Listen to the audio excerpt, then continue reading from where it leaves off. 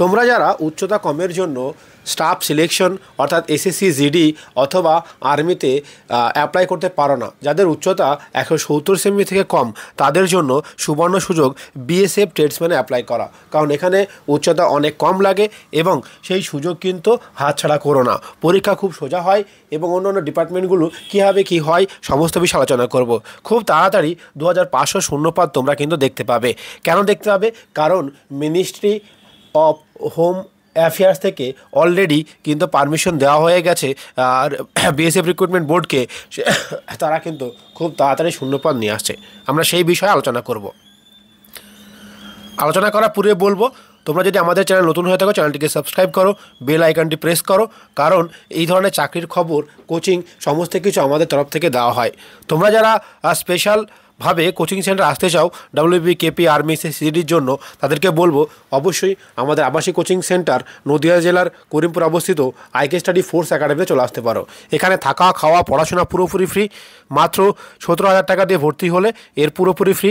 চাকরি পেলে 60,000 টাকায়। এই সুবর্ণ সুযোগ থাকবে আর কিছুদিন মাত্র, তাই দেরি না করে আজকেই চলে এসো। তো চলো কথা না বাড়িয়ে আজকে দেখা যাক যে কতগুলো শূন্যপদ তোমাদের জন্য আসবে।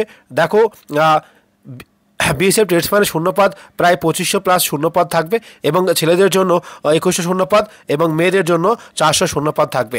এবার সবথেকে বড় ইম্পর্টেন্ট কথা হচ্ছে যে উচ্চতা কেমন লাগে। উচ্চতা ছেলেদের জন্য মাত্র 165 সেমি, মেয়েদের জন্য 155 সেমি এবং ছেলেদের হাইট এবং তো বলছে ওয়েট এবং চেস্ট এগুলো মাপা হয়। তো তোমরা জানো নর্মালি নিয়োগ পদ্ধতি, অনেকে নিয়োগ পদ্ধতি সম্বন্ধে জেনে নাও। এখন বর্তমানে নিয়োগ পদ্ধতি একটু চেঞ্জ হতে চলেছে, তাই নিয়োগ পদ্ধতি প্রথমে তো রিটেন এক্সাম হবে। কেমন? 4টে বিষয়ে রিটেন এক্সাম হবে। অ্যাজ ইউজুয়াল এসএসসি জিডি যেমন পরীক্ষা দাও ঠিক তেমনভাবে রিটেন এক্সাম হবে এবং অফিসিয়ালি নোটিশ আসবে পিএমটি পেড। ইয়েস, মাঠ হবে, এরপরে শারীরিক পরীক্ষা হবে। কেমন কি হবে?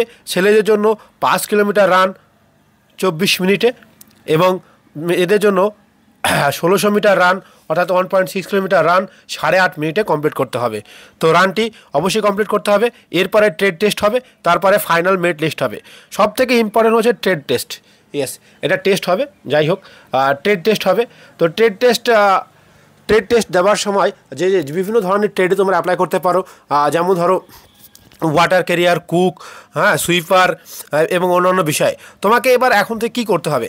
এখন থেকে সব থেকে যাদের টার্গেট আছে যে বিএসএফে চাকরি পাবো, তাদেরকে অবশ্যই বলবো ট্রেড টেস্টের জন্য বিশেষভাবে প্রিপারেশন নাও। ইয়েস, তুমি যে ট্রেডে অ্যাপ্লাই করে ভাবছো সেই ট্রেডে যে কাজ, সেই কাজগুলি ভালো করে শিখো, প্র্যাকটিস করো।